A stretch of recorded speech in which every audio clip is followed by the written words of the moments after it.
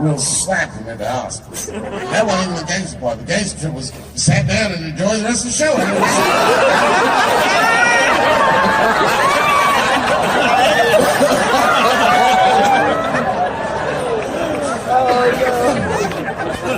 Wow!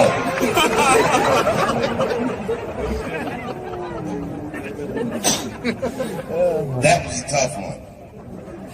I haven't seen a lot of wild shit in my life. Slap Chris. Now, I don't know whose fault that was. I don't know what was going on. Chris is my man, but you know what I mean? You don't have no easy delivery. I saw that shit. Can't wait to see it.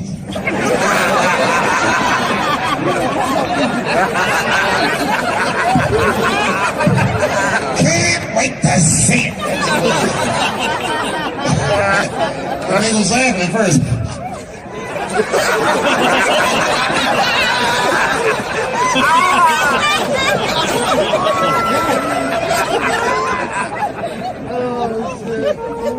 That was a tough one. Everyone asks me what I think. I don't know what I think. They say, Dave, who do you think was right? Well, I mean, I don't know who was right or who was wrong. What I do know is it was Will's dream that night.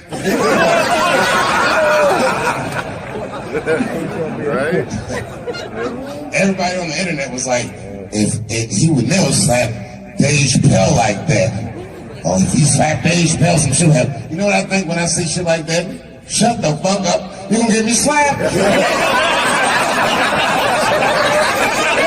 Nigga look like he slapped anybody. The fuck was that? Movie star slapping.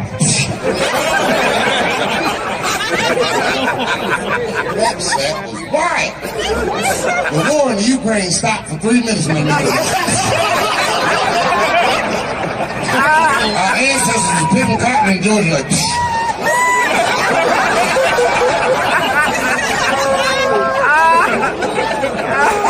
one slap.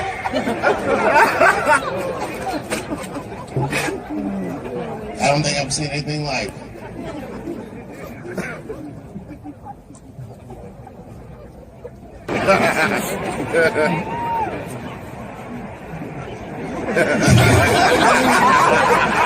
Being an abusive father, he survived that, found rap music, became the first rap artist to ever win a Grammy, and then seamlessly made the transition from rapping to acting with The Fresh Prince of Bel-Air.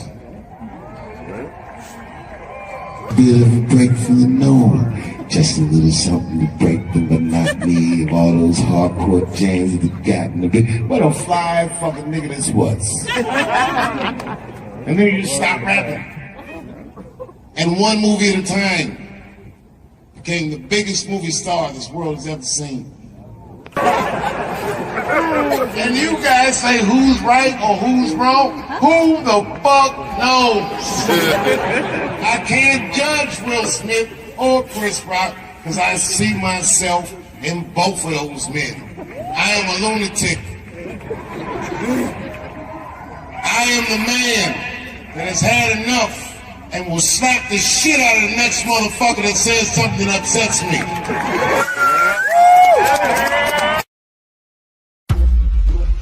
The crazy thing is I'm more nervous about doing stand-up than I am about bungee jumping out of a helicopter over the Grand Canyon. When you do music, you forget your lyrics, the audience knows them. And they catch up and they pick up, they go with it. With your stand-up, if you stutter, you stumble, if there's one moment where your heart jumps, they see it. To be able to stand on a stage with a microphone, no music, no backup dancers, no special effects, no second chances, just you, the microphone, and the crowd, to me is the hardest thing in entertainment. This guy is actually his first time doing stand-up. I feel like he might have a future in it. Make some noise for what's his face.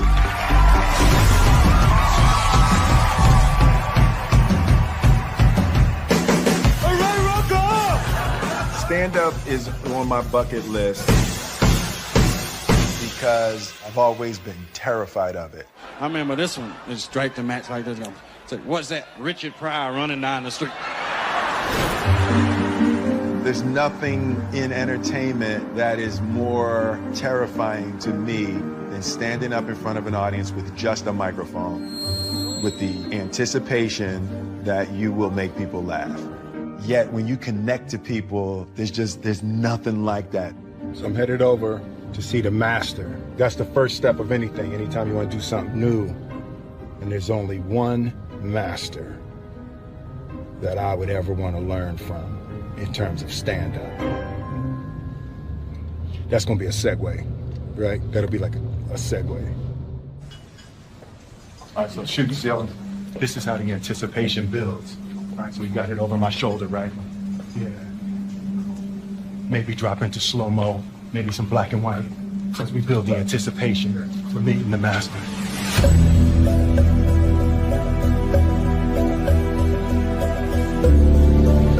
I'm like the young grasshopper, and I'm ready to meet the master. Yeah. What's good, man? What's up, man?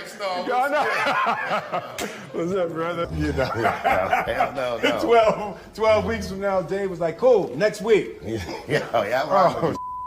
Yo, you call your brother, I come running, man. You know what it is, man. I appreciate the hell out of you, Love, man. Appreciate you, man. So I just wanted to sit with you and get some pointers and some ideas. I've never done stand-up. Like, I've never used my life to create material to try to make people laugh.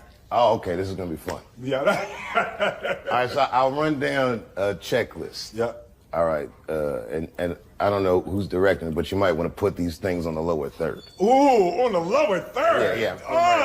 Put it Somewhere right around here. on. Should be some, some words, okay? See, that's why you come to a master, right there. Yeah. You know, I know the lingo. The first thing I'll tell you is confidence is key. The reason you should be confident is primarily because you're Will Smith. Like it's not gonna go bad. No. Because I've been watching you for years. You're actually a funny dude. I've spoken to you before. You're a great conversationalist. And what else do you really need? All you need to do is pick the right to talk about. Yeah. So then number 2, pick the right to talk about. And the best advice I got ever doing comedy was from a comedian that was not particularly good, but the advice was very important to me. He said, you are one of these comedians that think you have to be funny all the time. And you don't. But you do have to be interesting all the time. That's deep. It works, I like man. that. Yeah, it is. You have to be interesting all the time. So you just gotta look at it like you're conducting a conversation with no rebuttal. Got it. They're talking back with their laughter, or in many cases, in my case, their disapproval. It's definite. You know, but especially someone of your stature, if they can feel you, they'll never forget you. They'll be like, okay, this is the greatest that's ever happened. And you can tell them about anything. The more embarrassing it is, the more relatable you are, because because everyone thinks you're perfect. It's part of my bucket list. Things I've always wanted to do, things I've been afraid of. So I'm jumping out of a helicopter. I'm doing stand-up. I'm Kathy Griffin.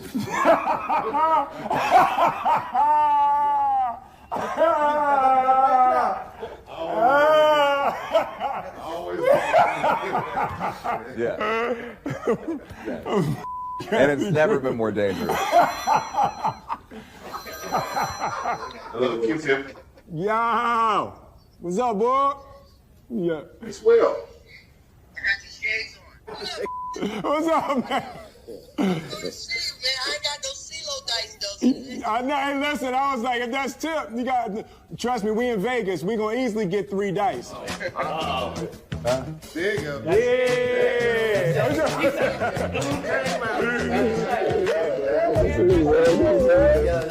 This is CeeLo King. Yo, them dice. Don't let the smoke taste fool you. Listen, they just They'll do. take all your money. They just, the dice do, they do what I want them to do. They do what I want them to do. 1, 2.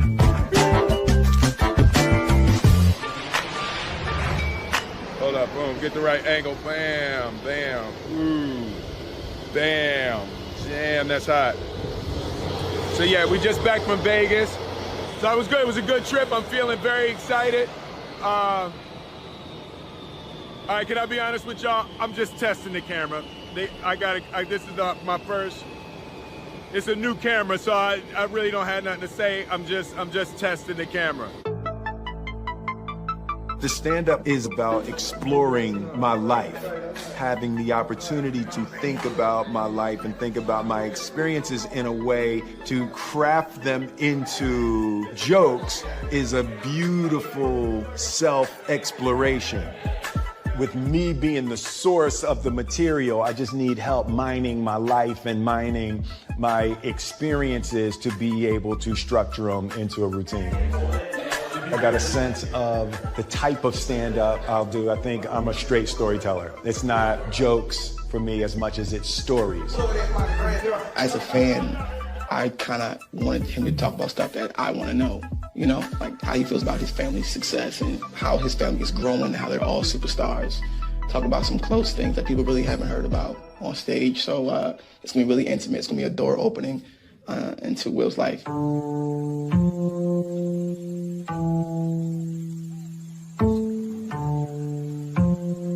It's my morning walk. I usually take a morning walk out at the house. Jada turned the whole damn house into a set. See that? Look at all that. What the is that doing? What is she shooting on the roof? Y'all see that? That's my house. I have lost control of my house. Tell us the real reason, the deeper reason for you as to why you are doing this. You've known me for a really long time. You've known me for more than half of my life. Absolutely. You know how much fear I function under. Absolutely. The construction of the character of Will Smith was in order to not be scared. On the show, the way that I talked to women, the fun that I would have as a character talking to women was because of how freaking terrified I was my whole life to talk to women. What I've discovered is as I confront every little fear, it's how I build freedom. Every time I confront a fear, I feel more free. What's up? In my mind, there's a huge potential emotional tragedy in people going,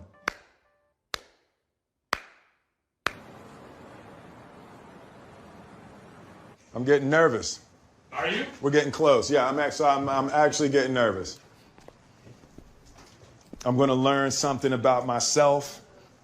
One of the things I'm already clear about is I care too much what people think about me. Like there's something I have to earn from people, like addicted to adoration. Right? I thought I had broken that. But as I can see, I still struggle with a little bit of a need for approval. The nerves around being judged are huge for me. It's been a big part of the difficulty in experiencing the joy that I want to experience in this life.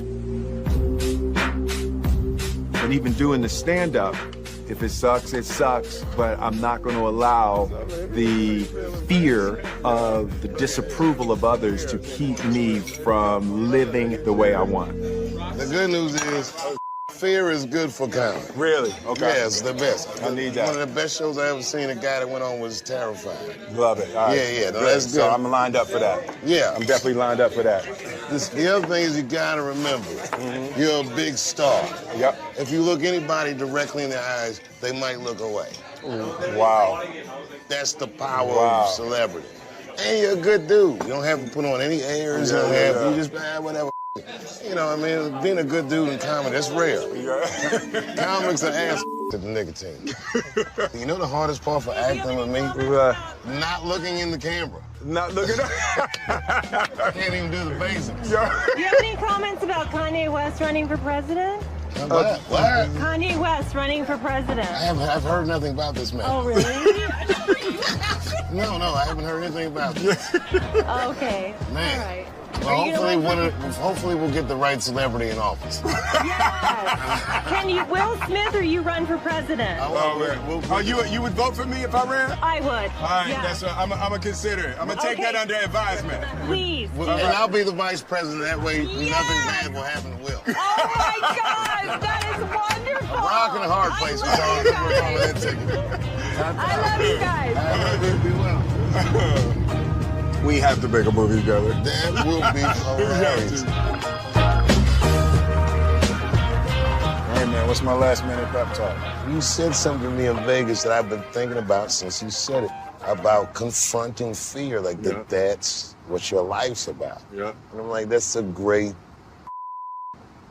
way to live. Mm-hmm. But the thing that is so admirable about it is, even myself, I rarely step out of my comfort zone. Yeah. Let me tell you, you know who makes me nervous when they're in the audience? Who? Eddie Murphy. Really? Yeah, I don't get starstruck, man. Something about when I see him in an audience. Really? It makes me feel bad about myself. Because I know he's better than me. Yeah.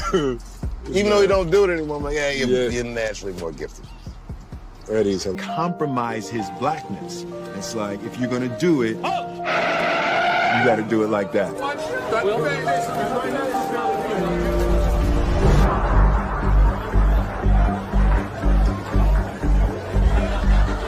Feel that energy? Feels good in here, doesn't it?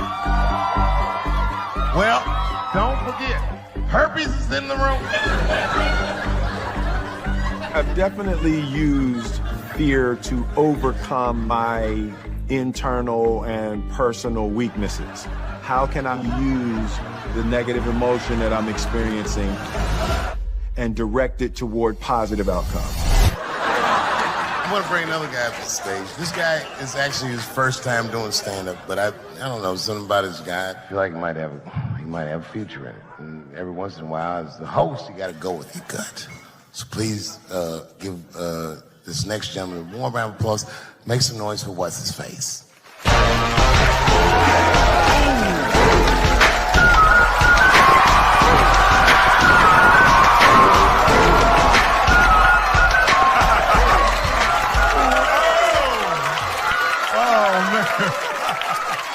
I know y'all like, what the hell is Will doing up there?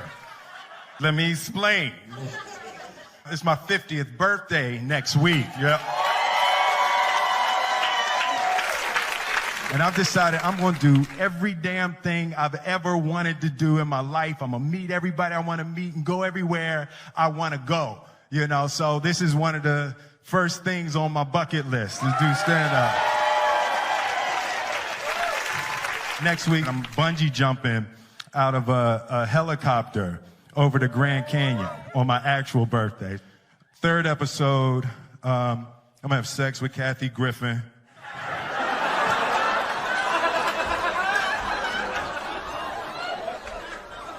Dave made me say that.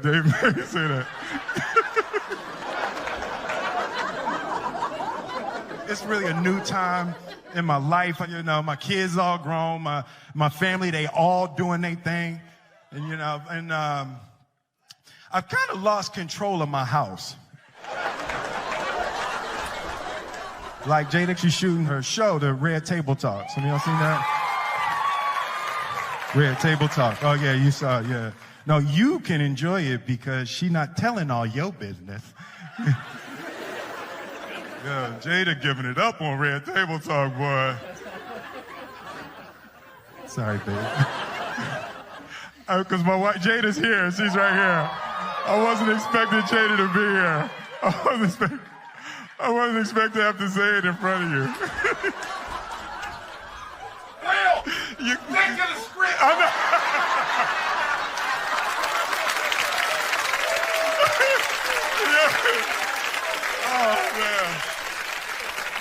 Oh, man. Even Jaden, that's my dog. Jaden was my one family member I thought I was going to have. He got this new joint, Icon. I don't know if y'all heard what you call an icon living. start a record label, Misfits. Yo, that joint is crazy.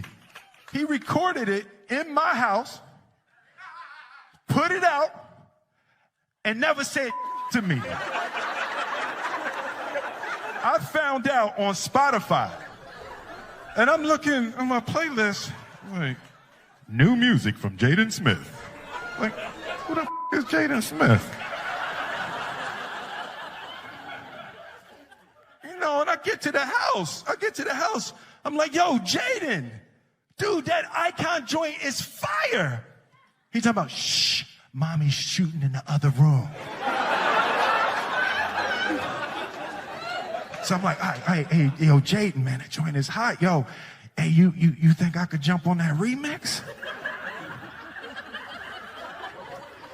He talking about, I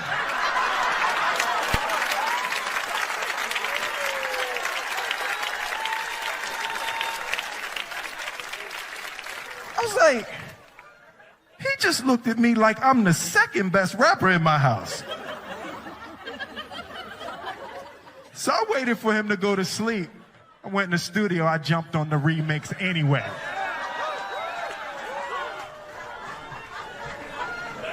Boy, you know why you was an icon living?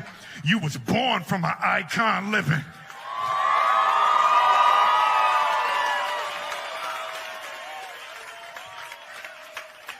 While he was still asleep, I just got all my Grammys and put them all over the house.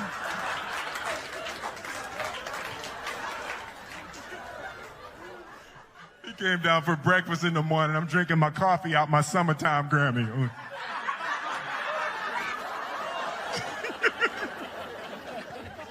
I'm petty. Like, I'm not even going to front. I'm petty.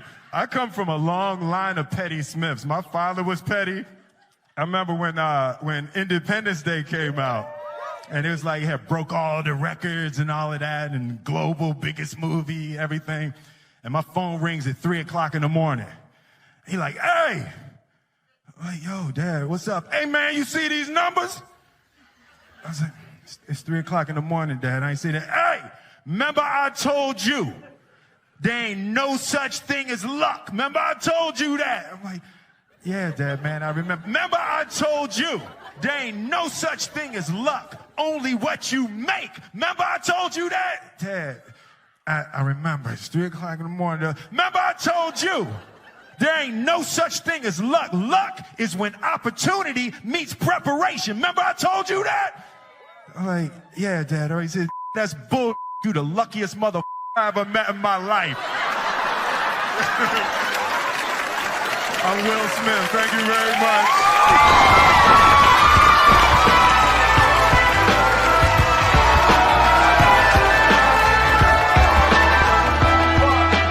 What I've discovered is if you are comfortable, you're not growing, and that's real. As I confront every little fear, it's how I build freedom. Every time I confront a fear, I feel more free. It's what Buddha called sublime detachment. Life is so much fun when you don't give a Performance so fun, top of my game, Balan Shalan, the sound of my name rings like the cock of a clock. Explain my fame easy, I just shock them a lot. I first fake left, move right. All it takes is you to underestimate me, then my ego ignite. When I walk to the stage, it's like a big fight. It's all. You know, this might come as a surprise to many of you. I didn't prepare a speech. But that's not because I didn't care. In fact, it's because I cared so much. If you could imagine sitting down and trying to write something about someone that you feel so much about, the way I feel about John, it's very difficult. I won this prize 2 years ago, and I'm imagining, John, that this is a surreal experience. I imagine you probably didn't even give a till last night. And then last night, you saw all your friends gathering, you saw everyone dressed nice, and you realized he was still alive to see this. It's like getting a preview to your funeral. In our line of work, context is everything. And me and John have a very unlikely friendship. The context of that friendship happened in a comedy club in New York City. John being 10 years my senior, I was 17. The first time I saw Jon Stewart, right before he walked in the door, I heard two waitresses at the club talking about how handsome he was. And then they go, oh my God, there he goes. And I looked over and I said, hey, he's all right. So what happened was at night, I would go to the Comedy Cellar and they'd put me on as the last guy every night.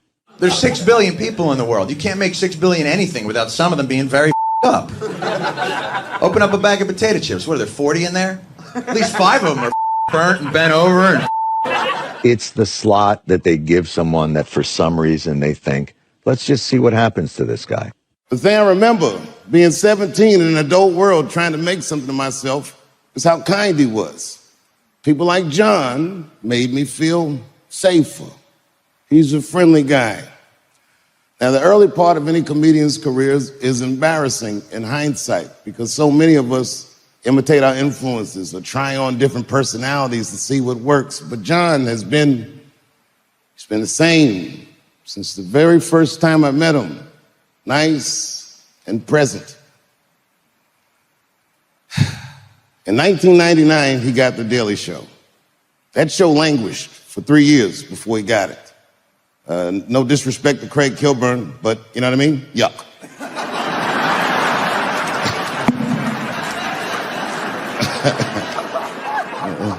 It was like the body of the show was there, but when John got the show, it had a soul. It made people take notice. And in 2002, suddenly, somehow, he became the most popular news show on television. Actually, I know how. He had a good lead-in, Chappelle Show.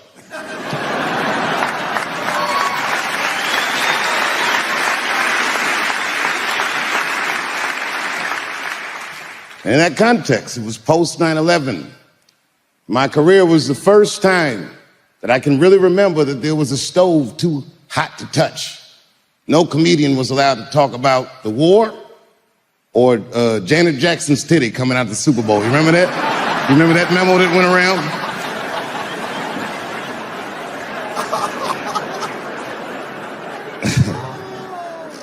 As we've all learned in our lives, wartime is crazy in America. They do what Noam Chomsky called manufactured consent, and the news was off the chain. And John was the only voice that helped people decipher that madness. It was a really remarkable thing to watch. We told you that it wasn't going to go so well. Yes, we called it shock and awe, but we meant that in the way of you'll be shocked at how it doesn't go so well. And that will make you say, oh. He's been a great friend to me. I'm not here because I love Jon Stewart. I'm here because he loves me. Because there's never been a time that I called on him and asked him for his help that he wasn't the first responder. When it was half-baked and I was doing my first movie and I needed a celebrity lift, John was the first one to say, I'll do it. I don't even know if you smoke weed. You seem like a coke guy.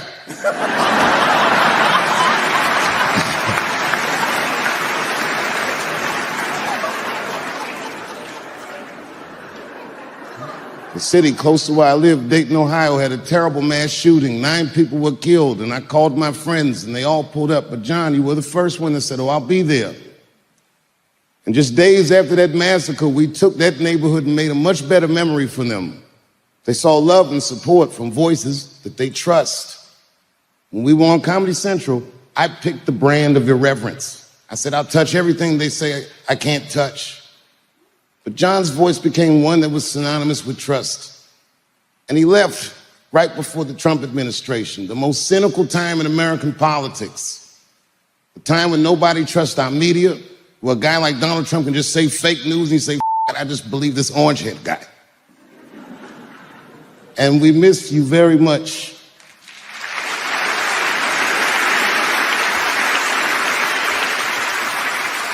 During the pandemic, when my town was dying and I needed to help raise money to get the economy of the town straight, John was the first responder. He was terrified of COVID and he got on a plane anyway after his friends had died. And and he lost loved ones. He had the courage to get on a plane. He came out and met me, and we did shows that whole weekend. And every comic who came out there had been off for at least 100 nights.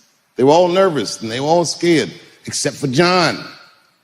John did 25 minutes off the rip because he had something to say, because he actually means what he says, because he actually thinks about what he says. A lot of comics will take this genre for granted. The younger comics, they do what I call wokes. They're not jokes. They don't know the difference between a good point and a good joke. John is very true to the muse. He takes a good point and he makes a good joke of it. John is a miracle to watch you work. You are a cure to what ails our culture. You are a voice that people consistently trust. I wish that you'd run for president.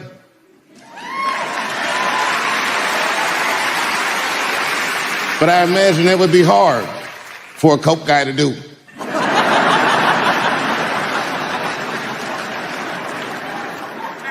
When you started your career, you never imagined that you would reach a point like this.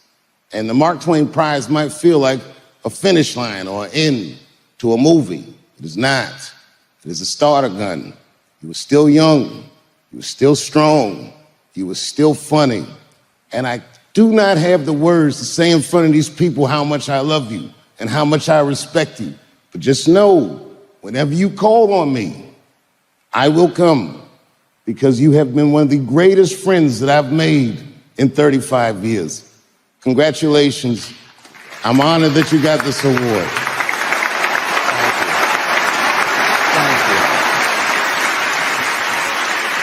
I'm sorry I got it before you, but I'm your lucky lead-in. Jon Stewart, ladies and gentlemen. Thank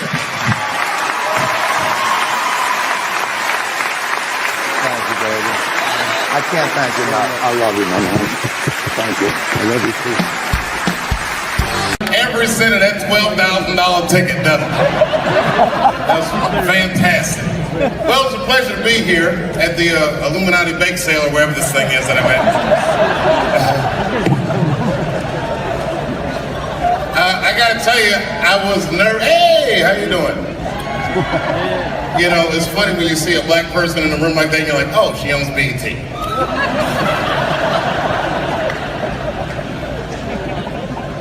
I normally don't do benefits. Not because I don't care, but because the crowds are historically stuffy. I don't like being judged. I love you, bro.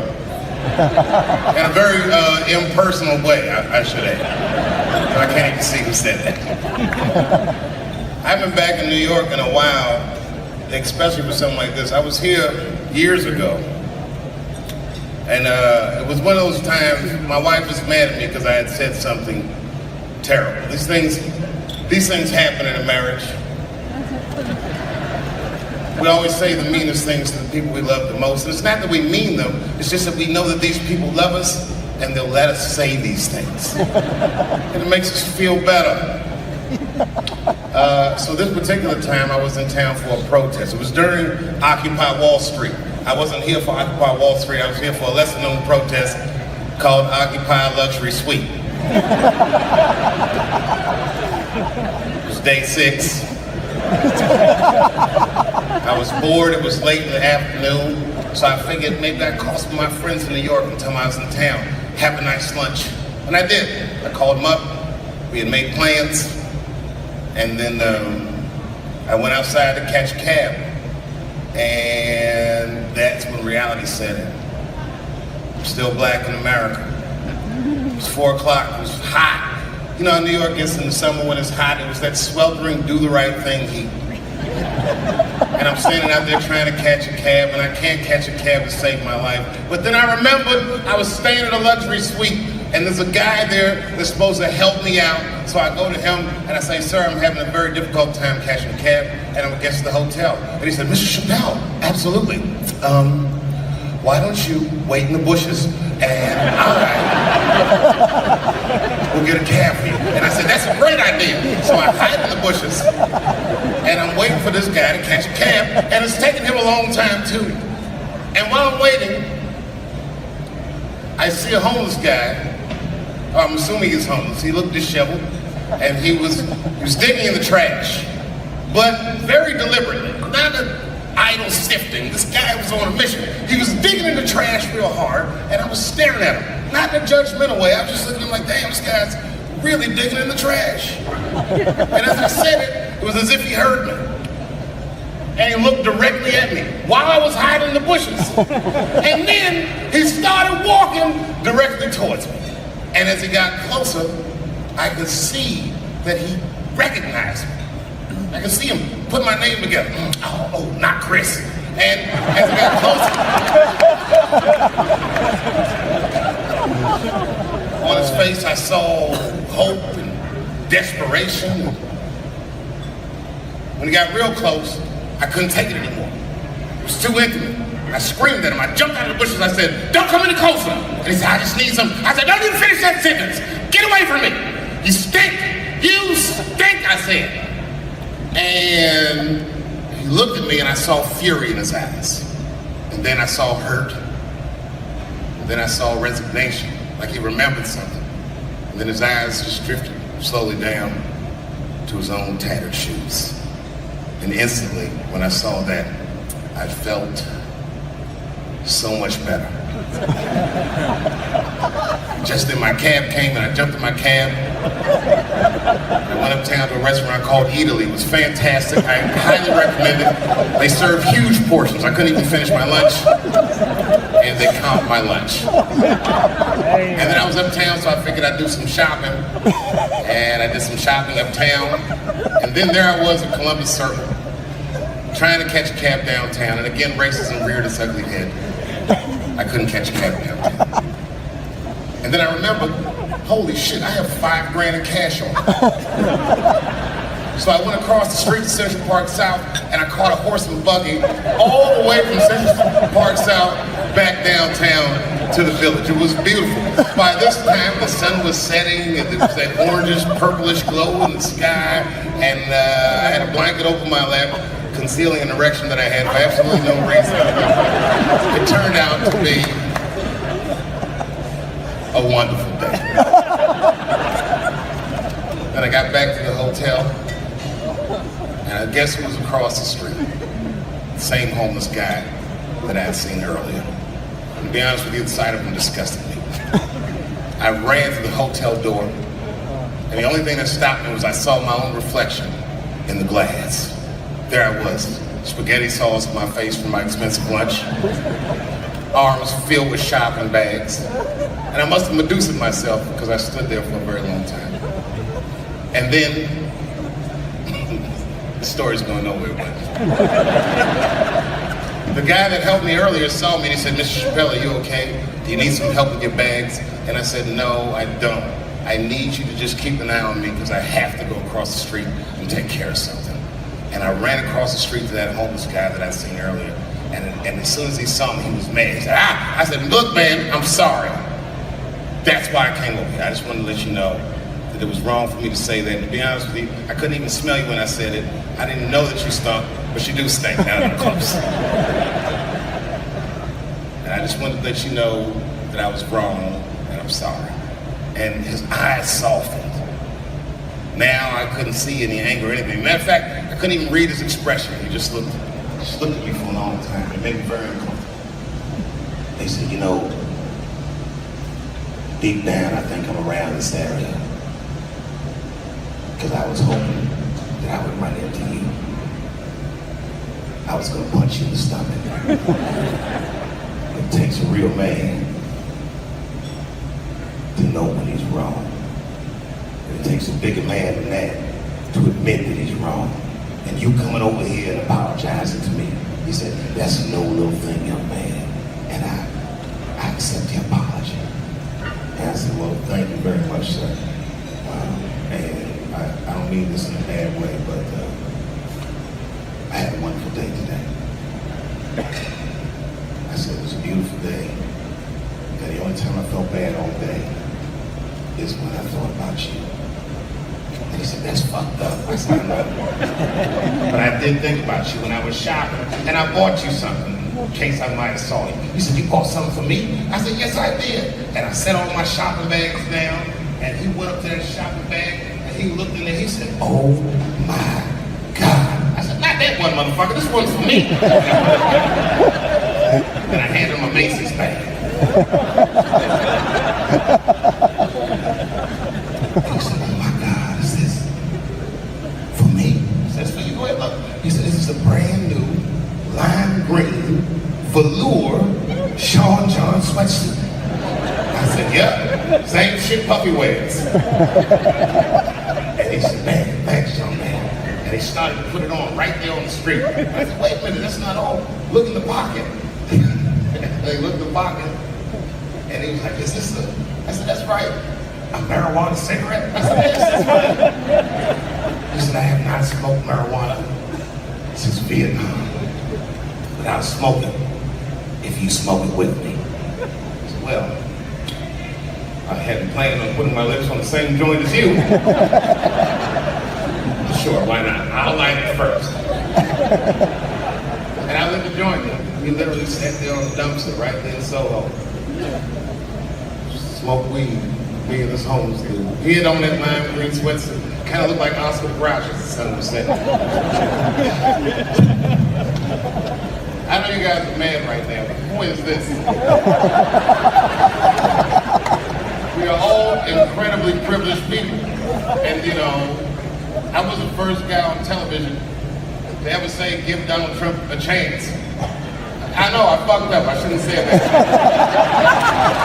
Huge mistake on my part.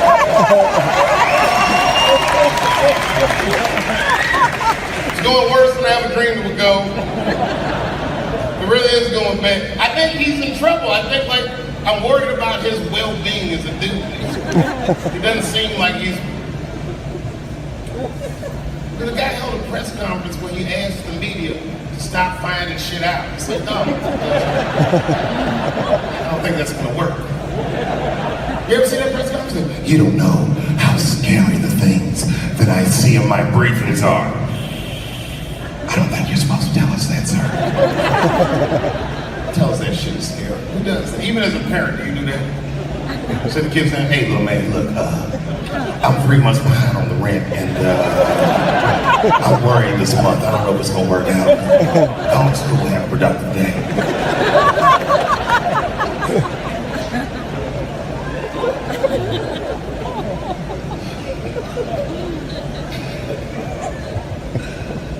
I don't know. Maybe it'll last a few more months. Every day when you wake up, you never know what he's going to be next. Donald Trump. He's exciting like you thought the black president would have been. He's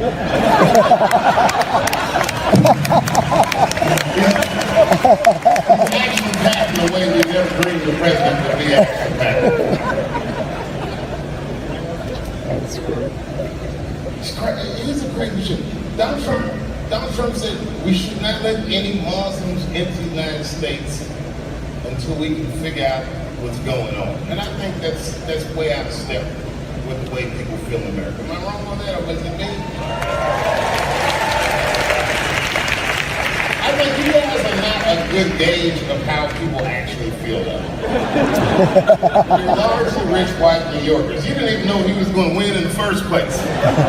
I'm the Jane Goodall of white people. I live amongst poor whites. I study them. And I have no problem with any white person, but the poor whites are my least favorite. A lot of trouble from them. But I knew he was going to win. And I just felt like he was out of step. Like, I feel like most Americans believe that we respect each other's beliefs, whether we share those beliefs or not. I know I feel like that. Even out there in Ohio, it's like that. I respect everybody's beliefs, except for whatever Amish people believe. I can't stand seeing them.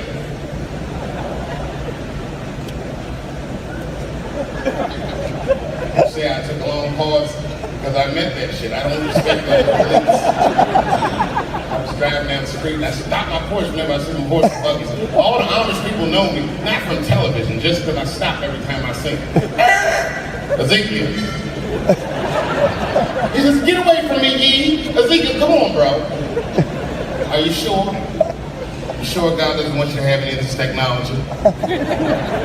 He said, you tried to tempt me like the devil. Devil! I'm trying to put you onto the game. I just went 30 miles in 25 minutes. It's a big world, Ezekiel. You don't even know what the weather's gonna be tomorrow, do you? You don't even know there's a valuable Pokemon on your shoulder.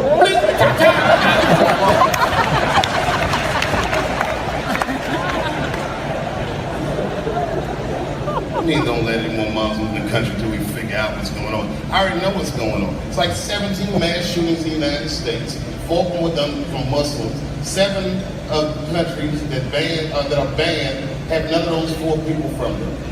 The other 13 shootings was done by crazy white people. And you don't see us banning white people from benefits to keep the rest of the audience safe. Not only is it wrong, it would be catastrophic to the Robin Hood Foundation's bottom line. There were no white people here, we'd only raise $300, maybe $400 tonight. That's not. We all need each other. Is he gonna get impeached? Trump?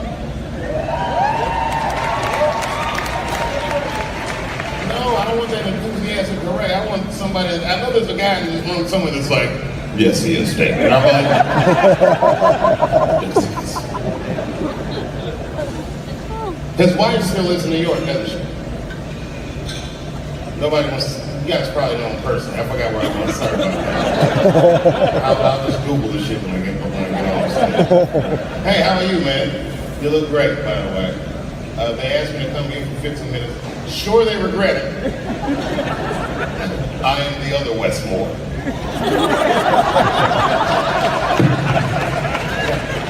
I read that. The other Westmore. I know Westmore's in here somewhere. Congratulations, West. Every time I see you, I'm impressed beyond my wildest dreams. Never met West personally, but I'm definitely impressed. You know, because I know West. Is that you?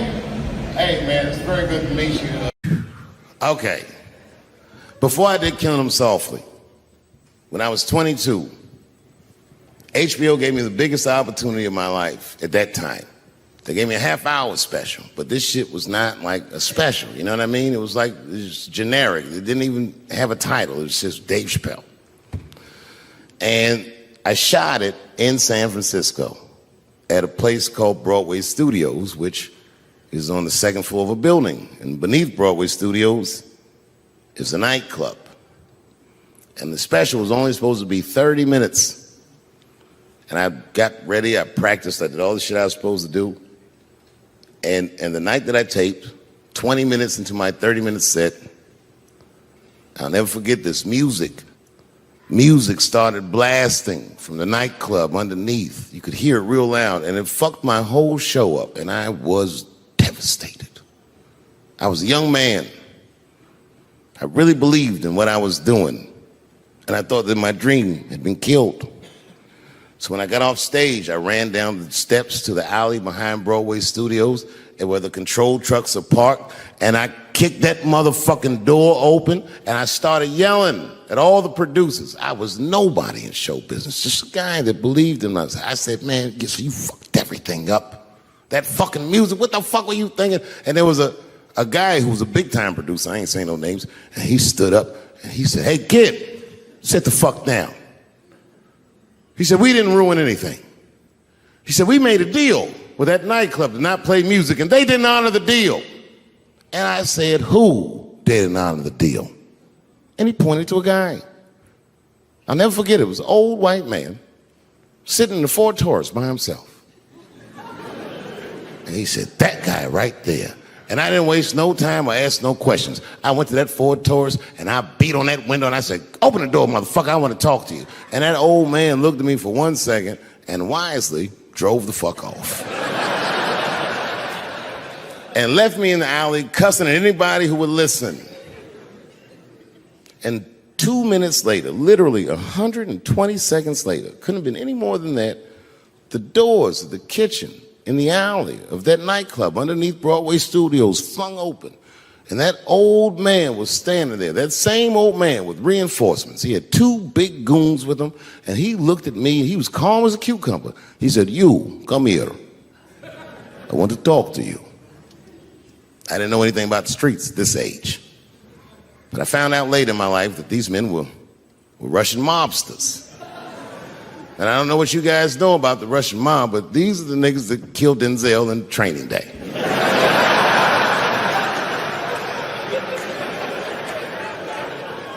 And all the producers knew what I was up against. They said, "Dave, do not go in there." And I said, "Fuck y'all." And I walked right into that kitchen, and they closed the doors behind me, and it got dark as fuck in there. And I knew, I'm not dumb, I knew I was in a bad situation. But you have to understand, I believed in what I was doing, and I didn't give a fuck. I just kept cussing at these motherfuckers, telling them how they ruined my life. And that old man couldn't believe that I was talking all this shit. And as soon as I took a breath, he stopped me gently. He said, "Hey, kid, listen. Your friends lied to you." He said, "We made a deal, but your friends never paid me." And when he said that, I realized I was locked in a kitchen.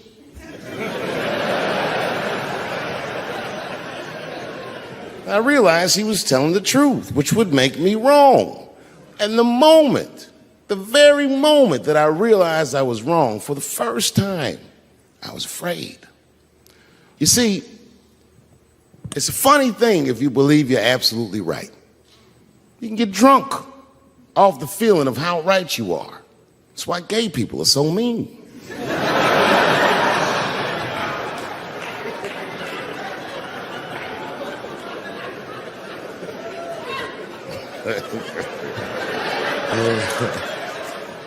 But I didn't buckle. You guys would have been very proud of me. I was scared, but I didn't buckle. I said, "Well then, sir, I owe you an apology." But I believe that no matter what reason that music was playing, it ruined my life. And that old man looked at me with sympathy in his eyes. And he walked over to me and he gently placed his hand on my cheek, which I gotta tell you, is a very emasculating thing to do. I was standing there looking at this nigga's hand on my cheek like that.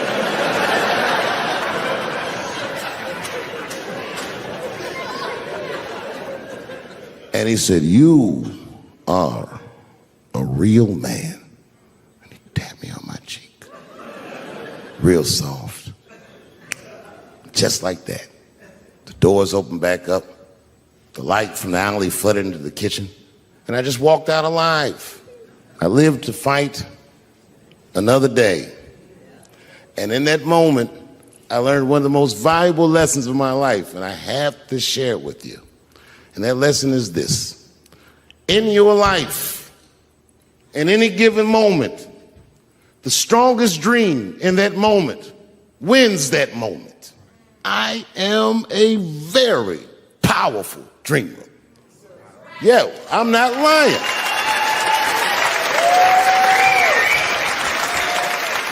I dreamed tonight, this very night, as a 14-year-old boy, and I am living it as a 50-year-old man. My dreams are very strong.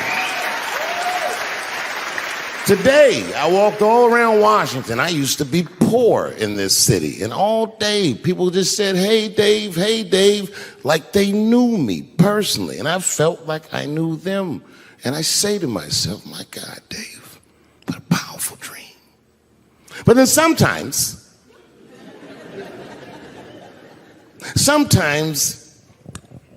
I feel regular. Feel like myself. Maybe I'll smoke some weed and be at some nightclub and feel shy. But I'll look across a nightclub and I'll see some guy that no one's ever heard of. But this nigga worked all week and got bottle service. And his bitches bringing Moet with sparklers to him. And I picture in my mind he's Persian. He's doing some kind of weird Persian dance. And he got 6 bitches at his table because he got so much liquor, and they all call him saying, go Cena, go Cena. And I'll be looking across the room like, oh my God, I'm in that guy's dream. I could hear him telling his friends, hey, how was the club last night? Man, that shit was fantastic. I had bottle service. I seen Dave Chappelle across the club looking at me like, ooh, who was that?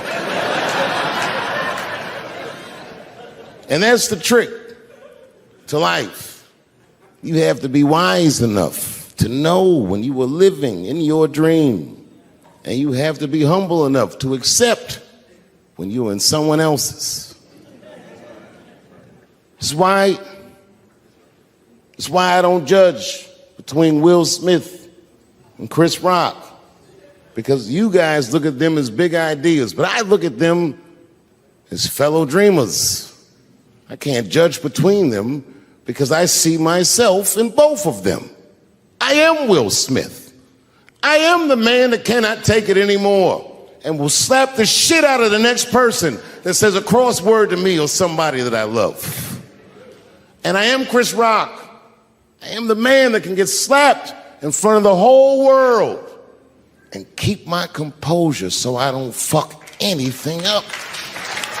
That is what men do.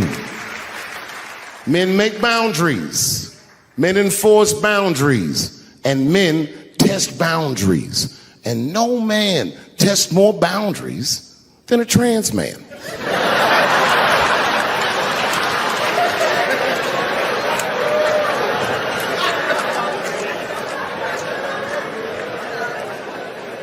When I see a fellow dreamer, I give them my utmost respect. Even if I don't understand what their dream is. I know a dreamer when I see one. And I've met many powerful dreamers in my life. None more powerful than a man who calls himself Little Nas X. I met this nigga at a party. I had no idea who he was. But the minute he walked in that party, I knew I was in his dream. Everybody in the party was another dreamer. Everyone was famous, but when that nigga walked in, he was dressed like C-3PO. He was shining.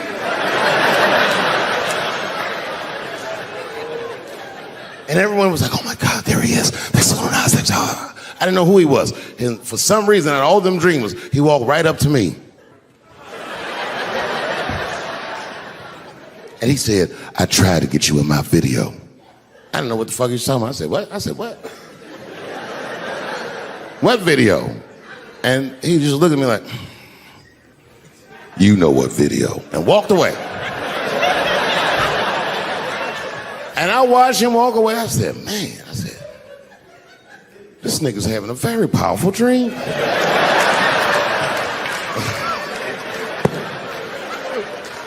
You know what it reminded me of? It reminded me of when we was in grade school. Remember in grade school, the teacher would ask everybody what they want to be? Timmy, what do you want to be when you grow up? And Timmy acted like he had an idea. He'd stand up, he'd say, I want to be a fireman. And the teacher would say, Timmy, that is a beautiful dream.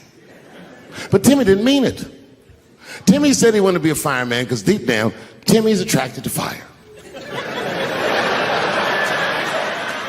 And by the time he's 14 years old, this nigga's a full-blown pyromaniac, playing with kerosene and matches like a goddamn expert. And then one night he goes downtown with his buddies, fucking around with fire, and burns a warehouse down. And he doesn't know it, but there's 13 migrant workers from El Salvador, and they're in that motherfucker. They get trapped, and then they die in the fire. Isn't that a tragedy? It was an accident. He's only 14 years old, but he's black. So they try him as an adult. And Timmy ends up spending the rest of his life in jail. Dream deferred. Burp, burp.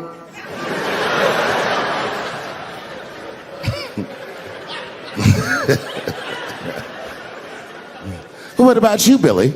Billy, what do you want to be when you grow up? And Billy stands up and he says, I want to be president of the United States. And the teacher says, oh my God, Billy, that is a wonderful dream. And Billy means that shit. Billy does everything right. That motherfucker gets his grades up. He joins student government. He even does extracurricular activities like show choir just to make his resume look good. He's on track to be president, but junior year he wipes. When he's 16, he gets his girlfriend pregnant and has to drop out of high school to make ends meet. lucky for him, the local Walmart's hiring. By the time he's 20 years old, this motherfucker makes assistant manager at Walmart. He's the youngest one in the district. He says, oh my God, if I can keep this up for 4 more years, I could be a manager. And if I can keep this up for 6 more years after that, I could even be a regional manager and have as many as 3 Walmarts under my control. And he's a big picture guy. He sees where this path is going, so he kills himself.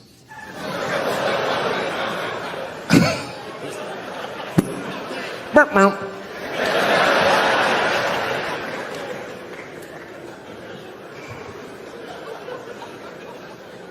what about you? What do you want to be when you grow up? I don't want to say, because I don't want the other kids to laugh at me. Who cares if they laugh? Your dream is yours. Own your dream so they can come true. Say it loud and proud. What do you want to be when you grow up? Little Nas X. That nigga stood up in front of the whole class. I want to be the gayest nigga that ever lived. I want to do a music video and slide down a stripper pole all the way to the depths of hell and suck the devil's dick at 10 o'clock on BET while all the kids are awake and can see me. Shockingly, that was the only dream that worked out.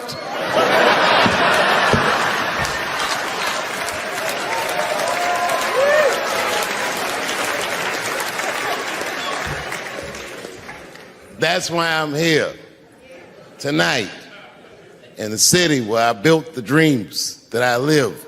Because I wanted to tell you all that they came true. And I wanted to thank you all for making the man that I am today.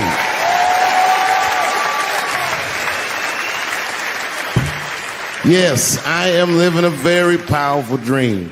Every time I come to this city and I stand in front of you, I realize that, my God, man, this is not my dream at all. It's yours. And I am honored to be in it. Thank you very much, Washington, D.C. I'll see you next time.